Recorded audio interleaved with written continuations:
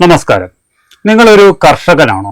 ഇനി അതുമല്ല, നിങ്ങൾ വീട്ടുമുറ്റത്തൊക്കെ ചെറിയ രീതിയിൽ കൃഷി ചെയ്യുന്ന ഒരാളാണെങ്കിലും, അതുപോലെ തന്നെ കൃഷിഭവനിലൂടെ നിങ്ങൾ ചെറിയ ആനുകൂല്യങ്ങളൊക്കെ വാങ്ങിയെടുക്കുന്ന ഒരാളാണെങ്കിലും, നിങ്ങൾ ഉടൻ തന്നെ ഈ ഒരു അപ്ഡേറ്റ് ചെയ്തിരിക്കണം.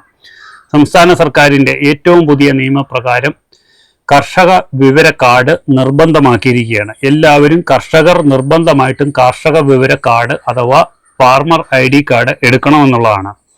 ഈ ഒരു കാർഡ് ലഭിക്കുവാനായിട്ട് നിങ്ങൾ എയിംസ് എന്ന് പറയുന്ന പോർട്ടലിലൂടെ നിങ്ങൾ അപേക്ഷ കൊടുക്കേണ്ടതാണ്. ഇനി മുതൽ കൃഷിഭവനിലൂടെ ലഭിക്കുന്ന സബ്സിഡി വളങ്ങൾ, സബ്സിഡി യന്ത്രോപകരണങ്ങൾ, അതുപോലെ തന്നെ കൃഷി നാശങ്ങൾ സംഭവിക്കുമ്പോൾ കിട്ടുന്ന തുകകൾ, ഇവയ്ക്കെല്ലാം ഈ അപേക്ഷ കൊടുക്കേണ്ടതും ഒക്കെ ഈ ഒരു പോർട്ടൽ വഴി എടുക്കുന്ന വിവര കാർഡിൻ്റെ അടിസ്ഥാനത്തിലായിരിക്കും നിങ്ങൾക്ക് ലഭിക്കുന്നത്. അതുപോലെ തന്നെ PM കിസാൻ പദ്ധതിയിലൂടെ 6000 രൂപ വർഷത്തിൽ 3 തവണ ഗഡുക്കളായിട്ട് 2000 വീതം ലഭിക്കുന്ന ഈ ഒരു പദ്ധതി നിങ്ങൾക്ക് ലഭിക്കണമെങ്കിലും, അല്ലെങ്കിൽ ഇനി തുടർന്ന് പുതിയ അപേക്ഷകളൊക്കെ സ്വീകരിക്കുന്നതുമൊക്കെ ഈ ഒരു കാർഷിക വിവര കാർഡിൻ്റെ അടിസ്ഥാനത്തിലായിരിക്കും ഇനി മുതൽ ലഭിക്കുന്നത്. നേരത്തെ എന്ന് പറഞ്ഞു കഴിഞ്ഞാൽ നമുക്ക് കൃഷിഭവനിലൂടെ ചെന്നിട്ട് ചുമ്മാ നമുക്ക് അപേക്ഷ കൊടുത്ത് നമുക്ക് സബ്സിഡി സാധനങ്ങളൊക്കെ നമുക്ക് വാങ്ങാൻ പറ്റുമായിരുന്നു. അപ്പോൾ ഇനി മുതൽ അത് നടക്കത്തില്ല. ഇനി വളങ്ങളാണെങ്കിലും അതുപോലെ തന്നെ മറ്റ് സാധനങ്ങളൊക്കെ ആണെങ്കിലും നമുക്ക് കൃഷിഭവനിലൂടെയൊക്കെ ലഭിക്കണമെങ്കിൽ ഈ ഒരു കാർഷിക വിവര കാർഡ്, ഫാർമർ കാർഡ് നിർബന്ധമാക്കിയിരിക്കുകയാണ്. അപ്പോൾ ഈ ഒരു കാർഡിന് അപേക്ഷിക്കാൻ വേണ്ടി നിങ്ങൾ aims.kerala.gov.in എന്ന് പറയുന്ന സൈറ്റിലൂടെയാണ് നിങ്ങൾ അപേക്ഷ കൊടുക്കേണ്ടത്. ഈ അപേക്ഷ കൊടുക്കുമ്പോഴത്തേന് നിങ്ങളുടെ ഒരു ഫോട്ടോ, അതുപോലെ തന്നെ നിങ്ങളുടെ പാസ്ബുക്കിൻ്റെ ഒരു കോപ്പി, അതുപോലെ തന്നെ നിങ്ങളുടെ തിരിച്ചറിയൽ കാർഡ്, അതുപോലെ തന്നെ നിങ്ങളുടെ കരം കെട്ടിയ രസീത്, വസ്തുവിൻ്റെ കരം കെട്ടിയ രസീത്, ഇവ നിങ്ങളുടെ കൈവശം ഉണ്ടായിരിക്കണം. ഇവയെല്ലാം കൂടെ വെച്ചാണ് ഈ ഒരു പോർട്ടലിലൂടെ നിങ്ങൾ അപേക്ഷ കൊടുക്കേണ്ടത്. ഈ ഒരു അപേക്ഷ മൊബൈലിലൂടെയൊക്കെ ചെയ്യാൻ ബുദ്ധിമുട്ടുള്ളവരാണെന്നുണ്ടെങ്കിൽ ഈ പറഞ്ഞ രേഖകളെല്ലാമായിട്ട് അക്ഷയ കേന്ദ്രങ്ങളിൽ സമീപിക്കുകയാണെങ്കിൽ അവർ മുഖാന്തരവും നിങ്ങൾക്കിത് ചെയ്തു കിട്ടുന്നതാണ്.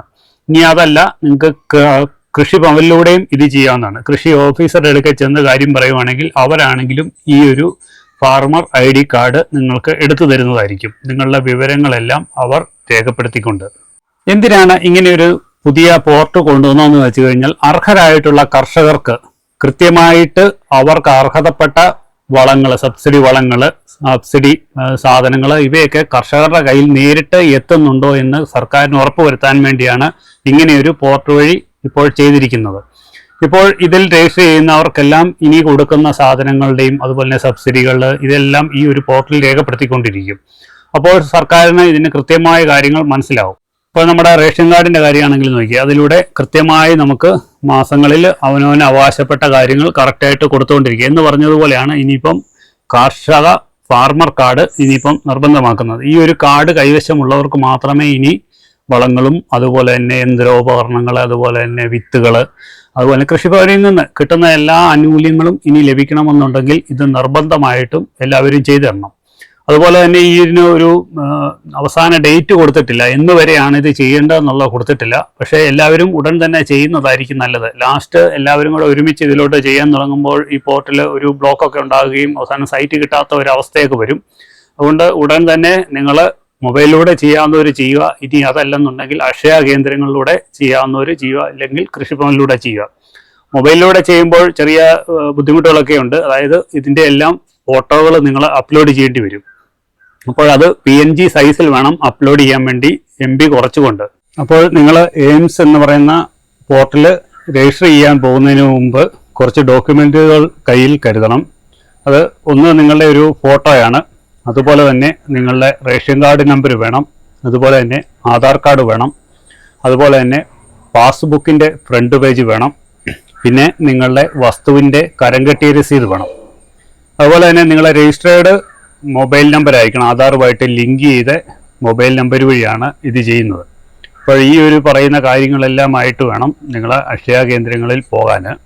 പിന്നെ അതുപോലെ തന്നെ ഇതിൻ്റെ അകത്ത് നിങ്ങൾ പ്രകൃതി ദുരന്തങ്ങളിൽ നിന്നൊക്കെ ഒരു ഇൻഷുറൻസിൻ്റെ കാര്യമുണ്ട്. അതായത് നിങ്ങൾ ചെയ്യുന്ന കൃഷി കാര്യങ്ങൾക്ക് ഇൻഷുറൻസ് പരിരക്ഷ ലഭിക്കുന്ന ഒരു പോളിസി ഉണ്ട്. അപ്പോൾ അതും കൂടെ എടുക്കുന്നുണ്ടെങ്കിൽ നിങ്ങളൊരു നോമിനിയും കൂടെ ഇതിൻ്റെ അകത്ത് ആഡ് ചെയ്യേണ്ടിയുണ്ട്. അങ്ങനെയാണെന്നുണ്ടെങ്കിൽ ആ നോമിനിയുടെ ഒരു ID പ്രൂഫും കൂടെ നിങ്ങൾ കൊണ്ടുപോകേണ്ടിയുണ്ട്.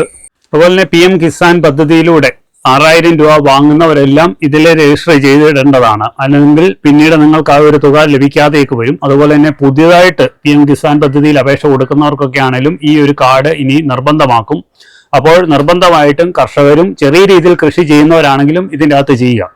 ഇതിനകത്ത് കറക്റ്റായിട്ട് ഇതിൻ്റെ വിവരങ്ങൾ കൊടുത്ത് രജിസ്റ്റർ ചെയ്യുക. അപ്പോൾ നിങ്ങൾ ഈ ഒരു വീഡിയോ നിങ്ങൾ മാക്സിമം നിങ്ങൾ മറ്റുള്ളവർക്ക് ഷെയർ ചെയ്ത് കൊടുക്കുക. അതുപോലെ തന്നെ നിങ്ങളുടെ കർഷകരായ സുഹൃത്തുക്കളിലേക്കും ഈ ഒരു വിവരം എത്തിച്ചു കൊടുക്കുക. എല്ലാവരും ഉടൻ തന്നെ ചെയ്യുക. വീണ്ടും നല്ലൊരു വീഡിയോ ആയിട്ട് വീണ്ടും വരുന്നത് വരേക്കും. ബൈ.